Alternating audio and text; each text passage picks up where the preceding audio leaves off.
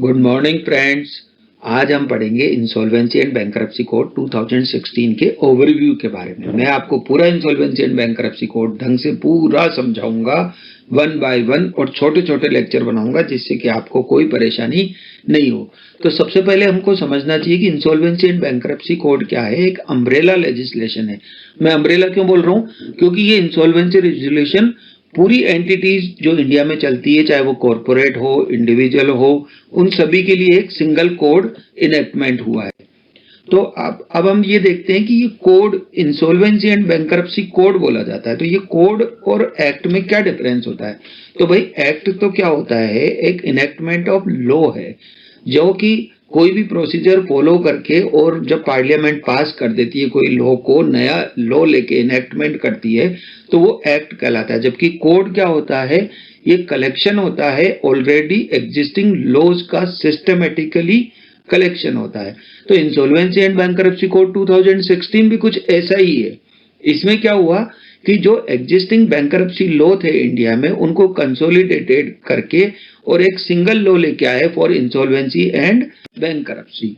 अब इसकी हिस्ट्री और बैकग्राउंड के बारे में अगर अपन समझें तो ये सबसे पहले इंसॉल्वेंसी एंड बैंकरप्सी कोड 2015 बनाया गया, जो कि दिसंबर 2015 में लोकसभा में पेश हुआ।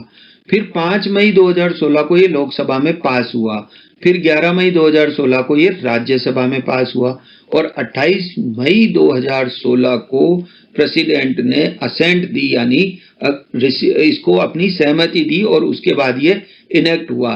तो इस वजह से ये 2016 हो गया और इंसॉल्वेंसी एंड बैंकरप्सी कोड 2016 कहलाया।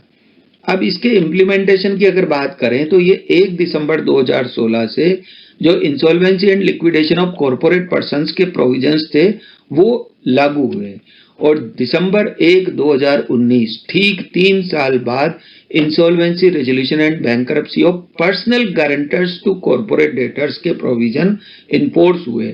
अब यहाँ उसके बाद जो अगर हम बात करें what about other categories of individuals, तो ये अभी तक भी नोटिफाई नहीं हुए हैं। तो हमें ये देखना है कि जो personal guarantors to the corporate debtor हैं, यानी कि अगर कोई कंपनी है और उसमें किसी ने पर्सनल गारंटी दी है और वो लोन के डिफॉल्ट के लिए अगर वो कंपनी इंसॉल्वेंसी में जाती है, तो उसके पर्सनल गारंटर्स पर भी इंडिविजुअल इंसॉल्वेंसी 1 दिसंबर 2019 से इनिशिएट की जा सकती है, जबकि अदर इंडिविजुअल इंसॉल्वेंसी के लिए अभी कोई प्रोविजंस नोटिफाई नहीं हुए हैं।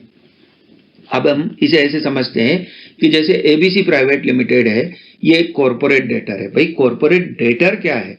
जो भी कोई कंपनी है जिसने किसी से लोन ले रखा है, और अगर वो डेट अगर उसका if company is owe to any one then it is called corporate debtor. तो यहाँ इंसॉल्वेंसी एंड बैंकरप्सी कोड में उसको हमेशा एक कॉर्पोरेट डेटर बोला गया है। तो इस नाम को मैं आज आपको बताता हूँ डिटेल में, इसका जहां जहां आगे हम समझेंगे कि कॉर्पोरेट डेटर की क्या डेफिनेशन रहेगी।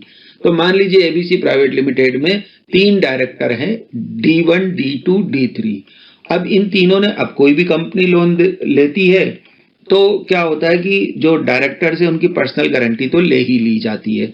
अब क्या हुआ कि इन तीनों डायरेक्टर के पास कोई प्रॉपर्टी नहीं थी और कंपनी को वर्किंग कैपिटल लोन लेना था, तो एक जो D1 की वाइफ है उसके नाम पे प्रॉपर्टी थी, तो उसने भी अपनी प्रॉपर्टी वहां पे मॉर्गेज करा दी लोन के लिए, तो वो भी पर्सनल गारंटर बन गई।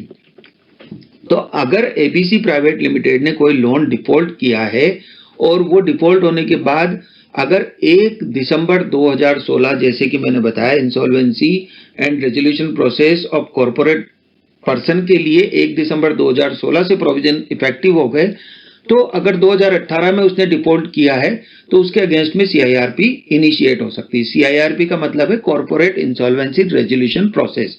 इसे भी हम डिटेल में आगे समझेंगे। और अगर जैसे पर्सनल गारंटर है, अगर पर्सनल गारंटर के तो जो प्रोविजन से वो कब से इंपोर्ट हुए, 1 दिसंबर 2019 से। तो अगर वो उसके बाद, तो हम उसके पर्सनल गारंटर के अगेंस्ट में भी इंसॉल्वेंसी इन्फोर्स करा सकते हैं, इनेक्ट करा सकते हैं, इनिशिएट करा सकते हैं, पर 1 दिसंबर 2019 से पहले नहीं करा सकते। लेकिन personal guarantors to the corporate debtor only, अगर पर्सनल गारंटर केवल यूं ही कोई बन गया तो वो नहीं इसमें शामिल है, क्योंकि अदर इंडिविजुअल्स के लिए अभी भी कोई इस इंडिविजुअल इंसॉल्वेंसी के लिए कोई इनेक्टमेंट अभी तक हुआ नहीं है।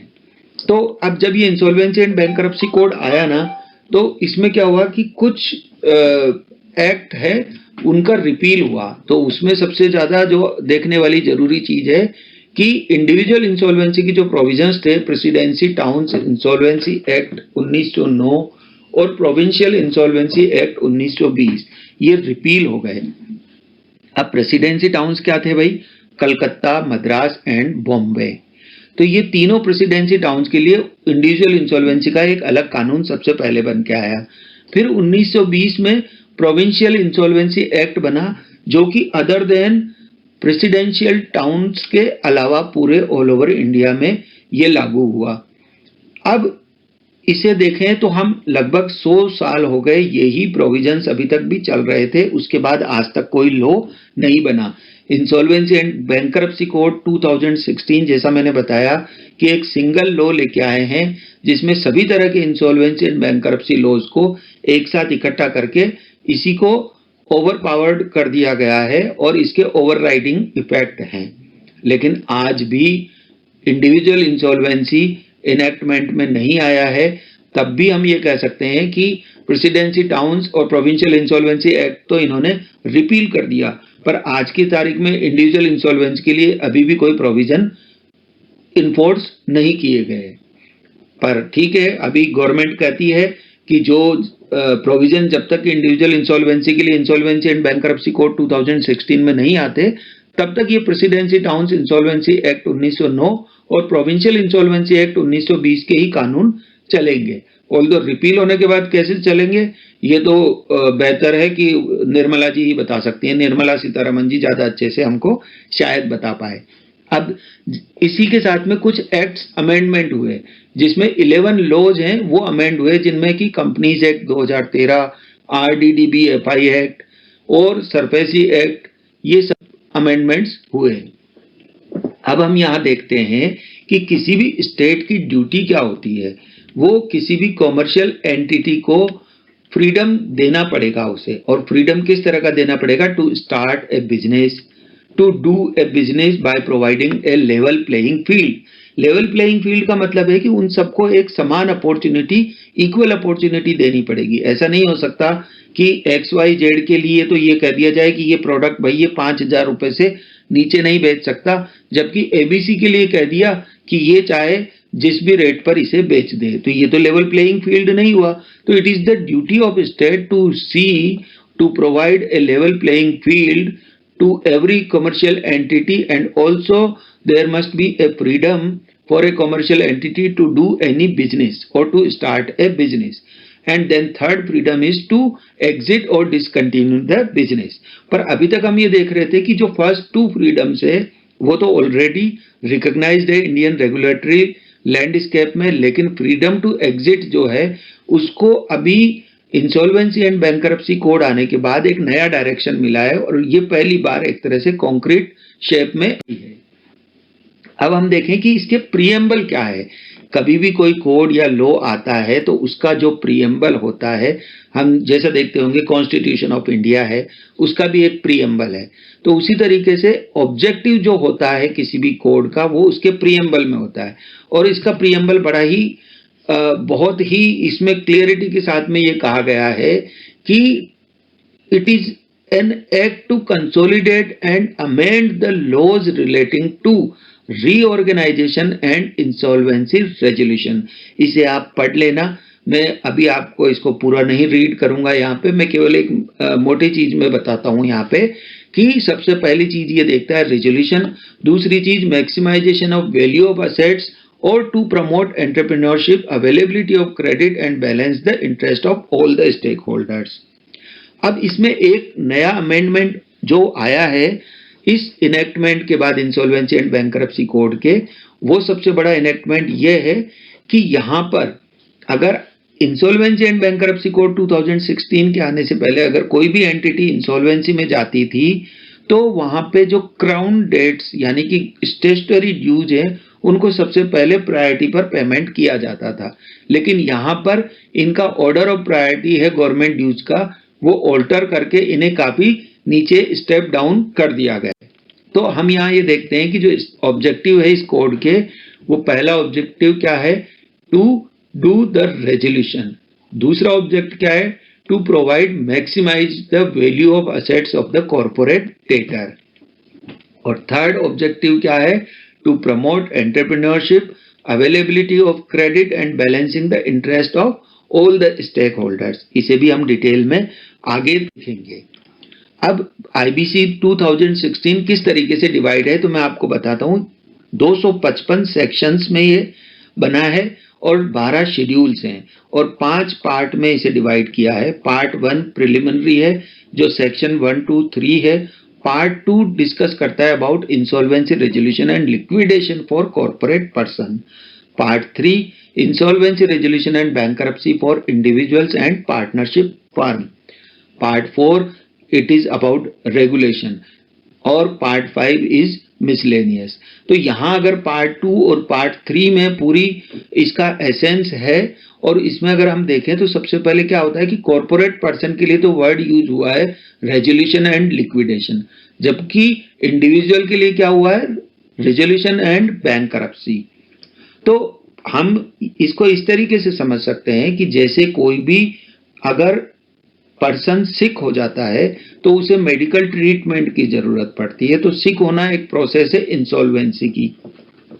और उसके बाद क्या होता है, या तो वो रेजोल्यूशन में चला जाएगा, यानी अगर वो ठीक हो गया तो कंपनी के केस में क्या होता है, अगर कंपनी में रेजोल्यूशन हो गया तो इसको हम ये समझेंगे कि वो पर्सन मेडिकली फिट हो गया, और अगर वो ठीक नहीं हुआ तो लिक्विडेशन हो जाता है। कंपनी के केस में लिक्विडेशन का मतलब है कि कंपनी खत्म हो गई, now that person is no more existing. So this is called liquidation in the case of corporate person. While in the case of individual, भाई इंडिविजुअल को तो हम ऐसा नहीं कह सकते कि अगर रेजोल्यूशन नहीं हुआ यानी वो ठीक नहीं हुआ तो उसे हम मार दें, तो वो तो खत्म नहीं कर सकते। तो उस केस में हम क्या करेंगे, उसके बैंकरप्सी बोलेंगे कि वो बैंकरप्ट हो गया। तो इस तरीके से इसे भी हम आगे डिटेल में समझेंगे, आप देखते रहो। मेन पर्पस था इसको लाने के पीछे वो ये था कि सबसे पहले जैसे जब कॉर्पोरेट इंसॉल्वेंसी के लिए डिफॉल्ट की मिनिमम थ्रेशोल्ड लिमिट 1 लाख थी, उसे बढ़ाकर कर दिया गया अब 1 करोड़। लेकिन अगर आप देखेंगे सेक्शन 4 में कि इस सेक्शन 4 में यहाँ जो प्रोविजो है उसमें क्या लिखा है कि provided that the central government may by notification specify the minimum amount of default. अब आज भी सेक्शन 4 में डिफॉल्ट की अमाउंट 1 करोड़ कर दी गई है, लेकिन सेक्शन 4 वही कहता है कि where the minimum amount of the default is 1 lakh rupees. ये ऐसा क्यों किया जाता है, अगर आजकल आप देखेंगे कि एक्ट में बाय नोटिफिकेशन पहले ही पार्लियामेंट से सेंट्रल गवर्नमेंट पावर ले लेती है कि अगर बाद में हमको नोटिफिकेशन के जरिए कुछ लाना है तो उसके लिए वापस पार्लियामेंट की अप्रूवल की जरूरत नहीं पड़ेगी। तो उन्होंने ये कह रखा था कि 1 करोड़ रुपीस तक तो हमारी कभी भी नोटिफिकेशन लेके हम इसको चेंज कर सकते हैं। तो इन्होंने क्या किया कि 24 मार्च 2020 को एक नोटिफिकेशन लेके आए और 25 मार्च 2020 से ये फिक्स कर दिया कि 1 करोड़ से नीचे के डिफॉल्ट के लिए कोई भी एप्लीकेशन इनिशिएट नहीं हो सकती किसी के भी अगेंस्ट में इंसॉल्वेंसी के लिए, specially for the corporate person. Individual के लिए ये लिमिट लागू नहीं होती क्योंकि सेक्शन 4 क्या है, पार्ट 2 का हिस्सा है जहां पे कि कॉर्पोरेट इंसॉल्वेंसी को डील किया जाता है। फिर एक ये नया सेक्शन लेके आए सेक्शन 10A, जिसमें इन्होंने क्या किया कि जब ये लगा कि भाई ये इंसॉल्वेंसी बहुत सारी कंपनियां इंसॉल्वेंट हो रही है तो अभी क्या करेंगे, तो उन्होंने क्या किया कि CIRP corporate insolvency resolution process को सस्पेंड करने के इरादे से सेक्शन 10A लेके आए। और यहां भी इन्होंने क्या करा, नोटिफिकेशन के जरिए किया, क्योंकि 25 मार्च 2020 से ये 6 महीने के लिए जो सेक्शन बना वो 6 महीने के लिए आया कि 6 महीने तक ये इंसॉल्वेंसी प्रोसीडिंग सस्पेंड रहेंगी, लेकिन 6 महीने के बाद मैक्सिमम ये 12 महीने तक बढ़ाई जा सकती है, लेकिन इसके लिए नोटिफिकेशन लाना पड़ेगा। तो 25 मार्च से 25 सितंबर के लिए पहली बार ये सेक्शन नोटिफाई हुआ। फिर उसके बाद 25 सितंबर को गवर्नमेंट ने 3 महीने के लिए इसको एक्सटेंड किया। फिर 25 दिसंबर 2020 को इन्होंने फर्दर 3 मंथ्स के लिए 25 मार्च 2021 तक के लिए नोटिफाई कर दिया। इसमें क्या कहा कि 25 मार्च 2020 के बाद से 25 मार्च 2020 और उसके बाद से कोई भी अगर कंपनी डिफॉल्ट करती है तो उसके अगेंस्ट में इंसॉल्वेंसी प्रोसीडिंग इनिशिएट नहीं की जा सकती, लेकिन 25 मार्च 2020 से पहले का कोई भी डिफॉल्ट है वो इसमें कवर नहीं होगा। इसे भी हम डिटेल में आगे पढ़ेंगे।